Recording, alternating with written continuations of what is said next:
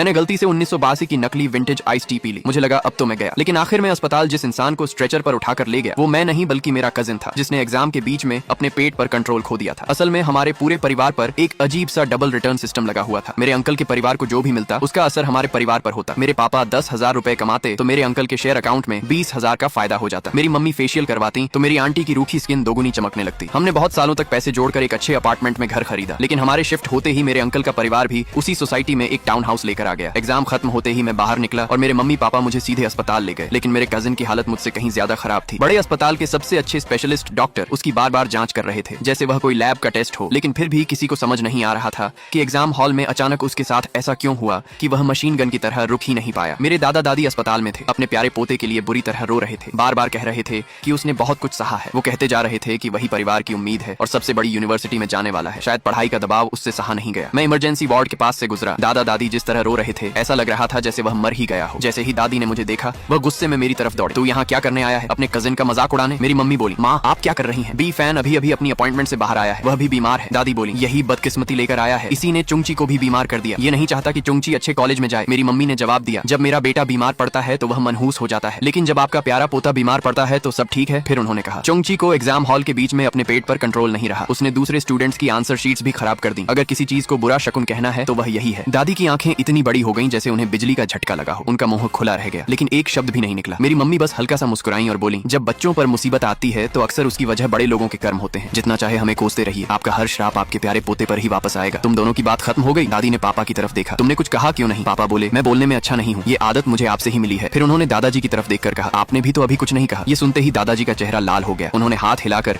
हम सबको वहाँ से बाहर जाने के लिए कह दिया। हम अभी अस्पताल से बाहर ही निकले थे कि मेरे अंकल का फोन आ गया। वह ऐसे बात कर रहे थे जैसे कोई बहुत बड़ा हादसा हो गया हो। पापा गाड़ी चला रहे थे। मम्मी ने फोन स्पीकर पर लगाया। अंकल जोर से बोले, शाओजुंग रास्ते में तुम्हारे साथ कुछ हुआ क्या? पापा बोले, नहीं कुछ नहीं हुआ, मैं आराम से गाड़ी चला रहा था, क्या हो सकता था? अंकल फिर बोले, मैंने सुना बी फैन भी बीमार हो गया था, क्या यह सच है? मम्मी बोली, अगर बस यही पूछना था तो मैं फोन रख रही हूँ। उन्होंने फोन काट दिया और तुरंत मोबाइल साइलेंट पर कर दिया। फिर मम्मी बोली, कुछ साल पहले तक तुम्हारा भाई हमारी भी चिंता करता था, अब वह भी बिल्कुल तुम्हारी माँ जैसा हो गया है। उसे लगता है कि उसके बेटे के साथ जो भी बुरा होता है उसकी वजह बी फैन है। पापा बोले, छोड़ो भी, दोनों बच्चों ने एग्जाम में बहुत परेशानी झेली है। बी फैन तुम बस अपना पूरा ध्यान रिजल्ट पर रखना, ज्यादा तनाव मत लेना। मैं अंकल के बार बार आते मैसेज देख रहा था और सोच में पड़ गया, आखिर वह पापा के घर लौटने के रास्ते की इतनी चिंता क्यों कर रहे थे। जब हम पार्किंग में पहुंचे तो मम्मी ने देखा कि हमारी गाड़ी के पीछे वाले बम्पर पर हल्की सी डेंट थी। पापा ने उस पर टॉम कैट का स्टिकर चिपका दिया और बोले, इस समय काम में पैसों की थोड़ी तंगी चल रही है, फिलहाल ऐसे ही रहने देते हैं, रिपेयर करवाने में फिर से पैसे लगेंगे।